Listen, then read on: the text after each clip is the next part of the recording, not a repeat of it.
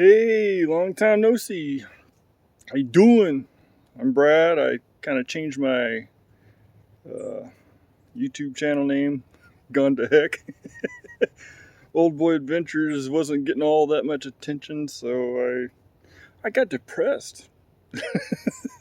Anyway, I'm back at this shelter that I had been working on last year, and maybe I need to back up a little bit.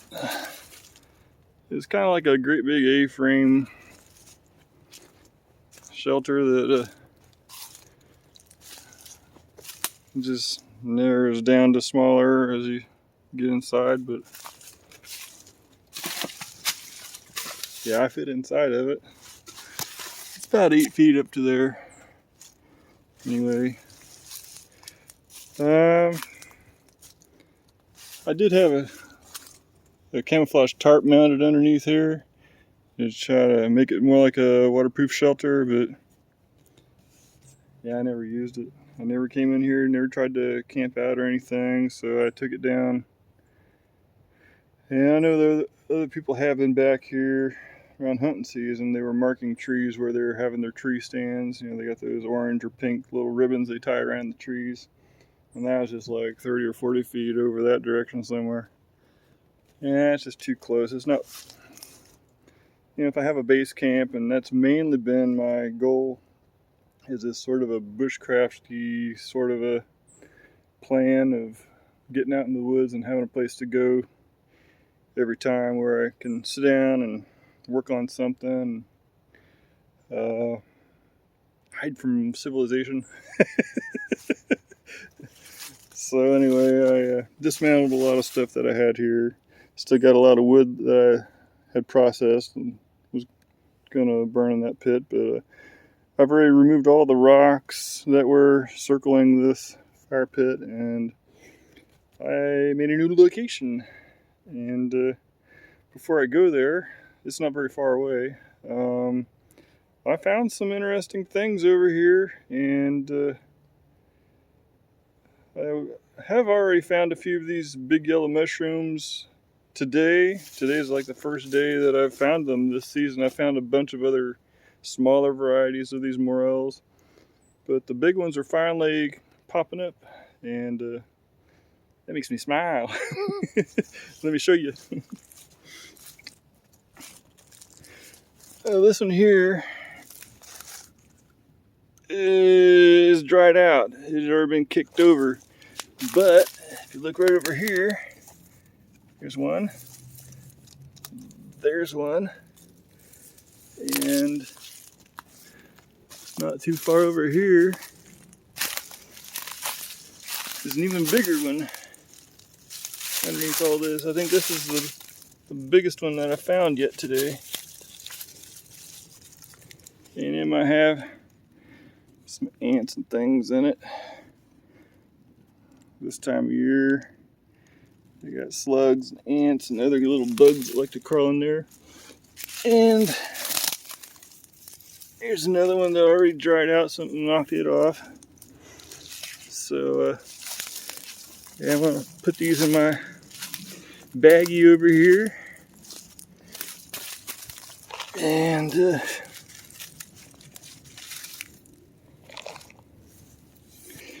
back up the camera a little bit.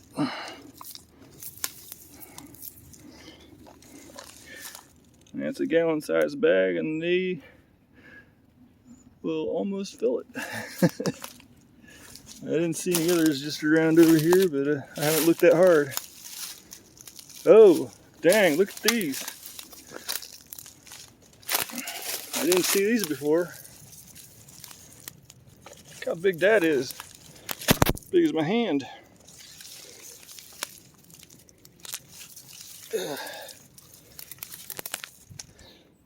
If you found any bigger than this, let me know.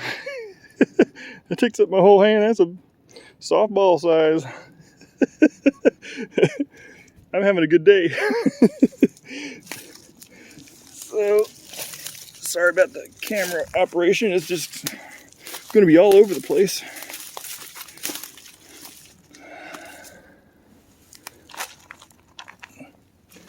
I'm not sure how those are going to fry up in a pan. I guess I got to cut them into like 10 pieces each.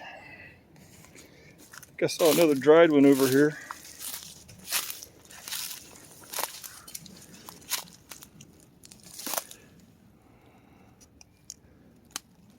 Yeah, there it is.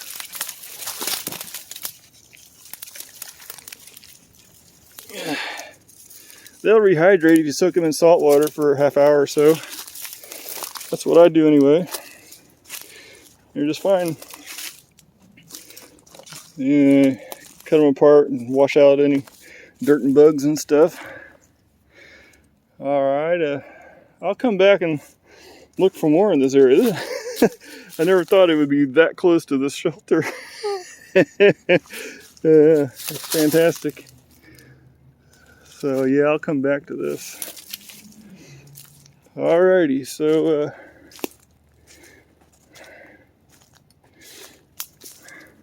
this is the trail that I blazed a year or two ago. And this past year, over the winter, a big log fell across it. It had been part of that tree up there. It came off of there and just, and I had to dislodge it from where it was nestled up into this tree and set it flat without having getting a hernia. And I decided to have a go at it with a carpenter saw, and this part was about another 5 feet over there, but I just shoved them together to kind of make it look like nobody's been back here with a saw or anything. But yeah, just a carpenter saw, something that's quiet, and I shoved them back together, cover things up and stuff. And we get back on the trail.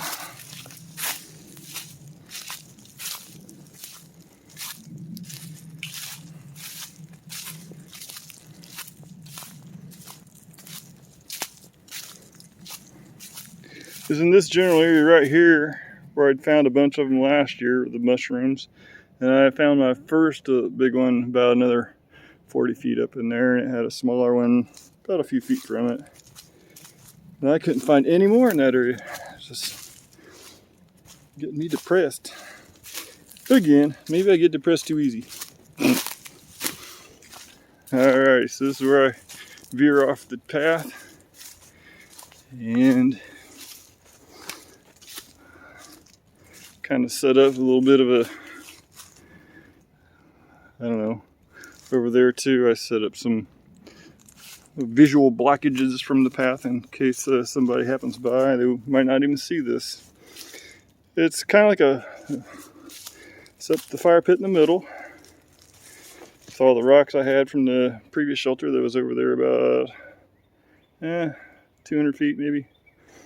I'm farther away from the field where the tractors were making a lot of noise, and I didn't want to be seen from their vantage point. Anyway, this is the first round that I cut off of that log that I showed you about 3 minutes ago. This is the shorter one. What I like about these is they make a place to sit and a work surface for other, making feather sticks or chopping wood, something to do some processing of wood. And yep, Bob knows what this one is. Have a Chance CRKT brand. Yeah, CRKT. That doesn't focus too well. Anyway, so when I made the first cut off that log that was laying across the path, it was not movable. I couldn't roll it around to get a better vantage point. Now I was using a saw that was, I think this is a 16 inch. whatever brand. This is a Stanley, and it's got a little bit of a more aggressive tooth pattern, a little larger teeth for coarse cutting. And the problem is, it was almost big enough to go through the wood, but not quite. And I kept working at it, and it would cut crookedly. You can tell it's a little concave right in here in the middle. And a lot of missed meetings of cuts. So I tried to work my way all the way around it. It took me 2.5 hours to make it all the way through that piece of wood with this silly Stanley saw, which was too short, and I guess the blade wasn't bent after all. So I went to the store and I got another saw, and it's also a Stanley. It wasn't my, let's see, what, 8 teeth per inch. So it's a little finer cut. Trade cut is what they have on here. But you can maybe see there, it's a little finer cut. But this is a 20 inch. It's 20 inch. And when I made my second cut over on this shorter log, it's smooth. It did a really good job. I was able to rotate that 8-foot long piece of wood that was still left behind. I could spin it around, try different cutting angles, but the cut lines matched. And I was really impressed. I'd never seen, especially not a bow saw.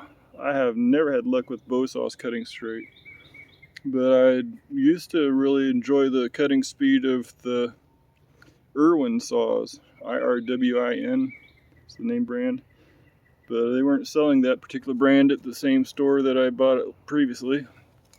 So I do what I do, get the whatever 20-inch carpenter saw they have. So yeah, 2 Stanleys. I have not got around to making this covered with camouflage tape like I did the cover of the previous one. And when I'm out in the woods and leave my saws around, they might attract attention from a distance if they're bright yellow or reflective. And they store better in the pack if they got one of those cases on them, whether they're cardboard or yeah, the tape just reinforces the cardboard so it doesn't rip up too much. So anyway, the idea of this being on 4 sides is, if you're gonna make a fire here and you got a variable wind or a wind that switches direction, I can always sit over here if the wind's coming from that direction and the wind won't get me in the face, or the smoke. I just don't like smoke in the face, so I go extra effort to have options of where I want to sit if I want to roast some weenies or marshmallows or whatever grilling I choose to do out here. I don't really think I need an actual shelter out here to be covering me in bad weather, because I probably won't come out here in bad weather. So, does that make me a weenie? Yeah, there's a cluster of trees over there that I was considering doing something with to try to make a hideout or something. I'm not sure exactly what I want to do. Maybe just a place to set up a hammock. This place has options. And I'll be working on that a little bit more once this mushroom season is over. But yeah, I got to get back and well, these are the other mushrooms that I found. These are the first ones that I found today. And when they're this size, you can spot them from a distance, maybe 15 or 20 feet. But most of what I've been finding so far this year have been these little ones that are kind of rusty in color, and they're small, and about big around as my finger in some of them. But if you find 50 or 100 of them, I guess they add up. So yeah, I usually just saute them in a skillet with some butter and let all the waters from what the mushrooms have soaked up, I let that all evaporate out, and then just a little bit of butter is left in the pan, and I stick it in a bowl and eat it. Without burning my tongue, Bob. Gotta make fun of you. You do that every single time you do the cooking with Bob. So I guess we all got our shtick that we like to make things have continuity. I haven't figured that out yet for myself. So we'll see what my next video might be. Signing out for now. Bye.